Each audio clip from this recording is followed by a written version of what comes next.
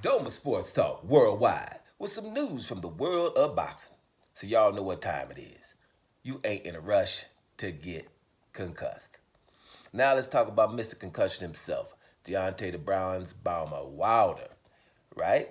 We've all enjoyed his career. I can't say we all, but a lot of people enjoyed his career. A lot of knockouts, a lot of spectacular knockouts, highlight reel knockouts, things we wanted to see. And he's kind of saved the American heavyweight boxing scene for a while there. So I hope you enjoyed the ride. I know I did. You know what I'm saying? But here we are at what we call probably the crossroads of Deontay Wilder's career. He's winding down. I think the man's 38 years old, and he's about to fight the Man Mountain in Zhang. After his lackluster performance against I Roll with Joseph Parker, and losing a unanimous decision, we're all questioning his hunger. Is he done? Does he really want this before? And a lot of people who are not filled with empathy, that's something, an emotion that, human beings have a lack of. We don't really care about what's going on with someone else. But if you can kind of just drop it for a while and follow me here, if you're Deontay Wilder or a Jamal Charlo for that matter, I've explained that, why Jamal Charlo is probably nuts right now, right? Deontay Wilder has been through some mental things, right, that would probably have caused more harm mentally to others. Deontay Wilder has a strong character, but when for example, you're trying to fight Anthony Joshua, and those things just keep falling through. Unfortunately, we didn't have Turkey Al Sheikh 4 or 5 years ago, because Deontay Wilder versus Anthony Joshua would have happened at that time. He would have kind of made that happen, but that wasn't the case. So we went back and forth, and it just wouldn't happen no matter what you would do. So then you go and you keep hearing lineal champ. So you go get Tyson Fury off the couch, right? You get him off the couch and say, come on, man, let's have this fight. You offer him 50-50. You don't say, hey, man, whatever, they calling you lineal, so it's 50-50. And then you say, let's have this fight. Get yourself together, and then I'll even come in first. You let the lineal champion come in second in the fight. Guys, who does that? You're the champion, been knocking out 8-9 people in a row, and you get somebody off the couch and let them come in second because of what they used to do. You don't do that. So you do that. Then you have a fight with Tyson Fury. You basically win the fight. You're coming forward. All those things we always say in other fights, coming forward, jab, the harder jabs, right? Knock them down in 2 separate rounds, and people will tell you you didn't win any round except for the rounds that you knocked them down in.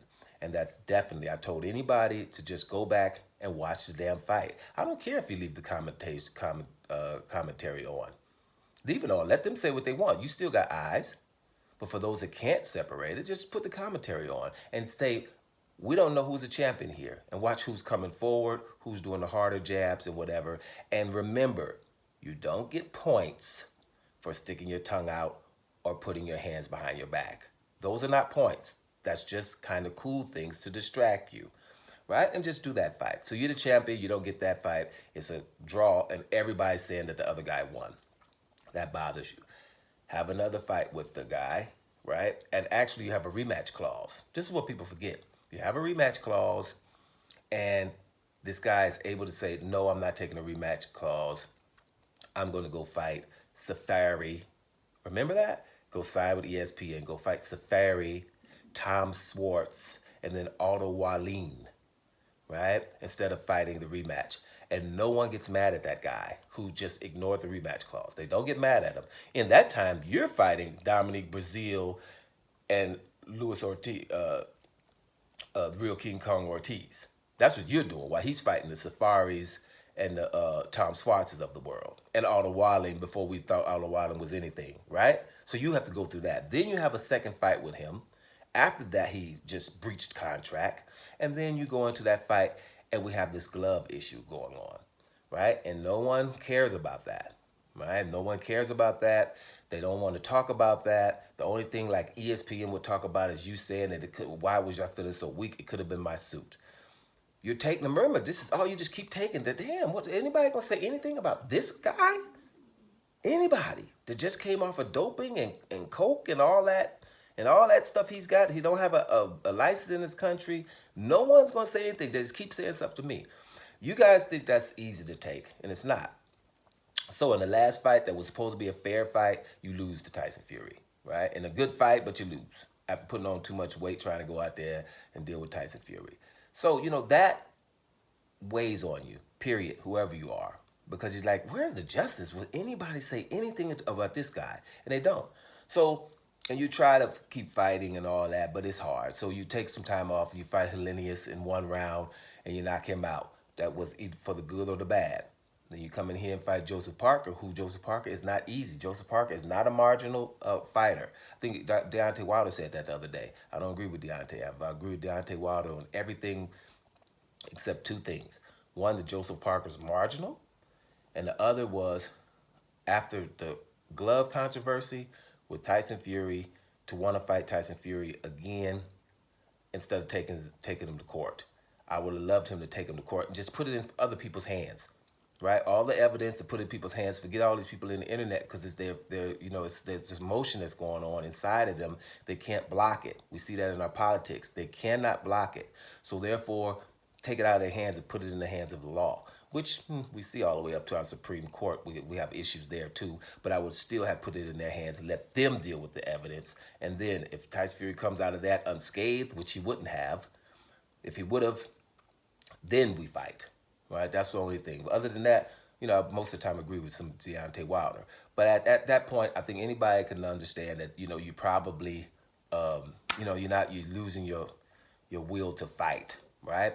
And so, and at the same time, you've made some money. You know what I'm saying? We know what Marvin Hagler said about, hey, if you're sleeping in silk sheets, you ain't trying to get up at 4 o'clock in the morning to run. So those are why I think his motivation's gone. Maybe these losses and the fact that people aren't afraid of Deontay Wilder like they used to be. People are scared to get in the ring with Deontay Wilder, right? Because, and you would because you're just people. You see people on the ground having convulsions and everybody getting knocked out. So that was in the forefront of people's minds. At this point, it's like, man, ain't nobody scared of Deontay Wilder. So maybe that would give him some motivation. And the other thing is, we know that Deontay Wilder would call him one-trick pony. He only has the right hand, which was never true, but it's good that that's what people were thinking. And Deontay Wilder would come and stalk you and knock you out eventually. Didn't matter if he was behind on points. Right now, he is trying to show athleticism and box and all that. It's probably a little bit late for that to try to change. So let's see how he's going to come out against Zhang Shang.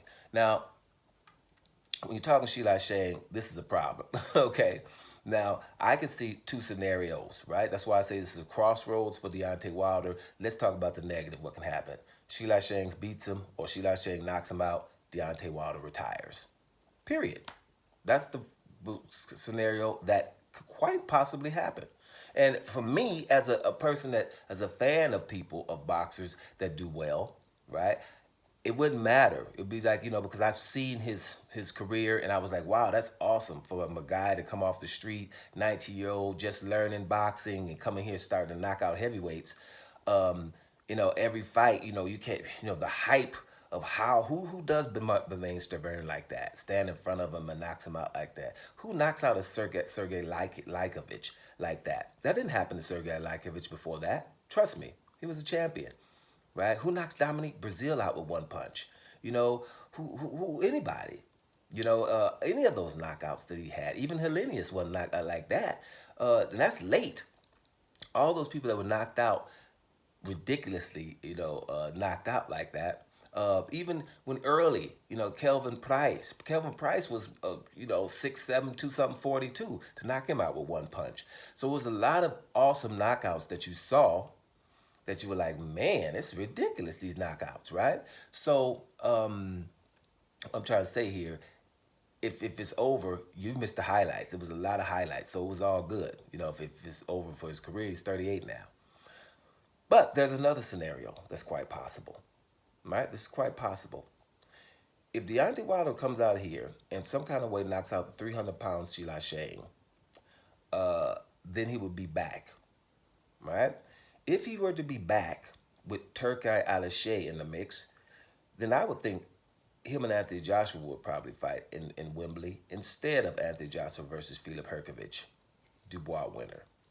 because I think Turkey Al would probably force the issue. I think if Deontay Wilder knocks out Sheila Shang, I'm not sure how Anthony Joshua will react to that. Remember, Anthony Joshua was at the Tyson Fury fight with Usyk because he really fancies he could beat Tyson Fury.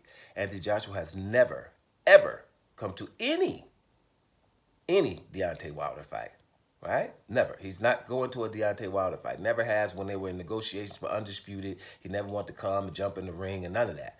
So I'm not sure, but I think Turkey Al-Sheikh would say, hey, look, it's a more profitable fight, a big time fight, a super high profile fight. If you and Deontay Wilder get it on right now in Wembley, in your backyard, and everybody get a whole lot of money, right? Because Tyson Fury and Alexander Usyk are going to fight again anyway. Then that fight. Then if Deontay Wilder knocks out Sheila Shang, and then the winner of Deontay Wilder versus Anthony Joshua to fight the winner of Tyson Fury, Alexander Usyk. And when we're looking at Alexander Usyk, we know that Tyson Fury is going to have his issues beating Alexander Usyk, and we know that Anthony Joshua had his issues fighting Alexander Usyk, right? Let's be real. I think, personally, and I've been saying this, Deontay Wilder, because Alexander Usyk is a legend. Deontay Wilder is the biggest problem for Alexander Usyk. Deontay Wilder, let's say for a few years before he's lost these last fights. That right hand, because it's quick, and it shuts you down. It could knock you out, period, cold kind of knockout. I think he gives Alexander Usyk the most problems. Inform Deontay Wilder. But a lot would have to happen for that to happen. Let's be real, so I'm going to be fair here.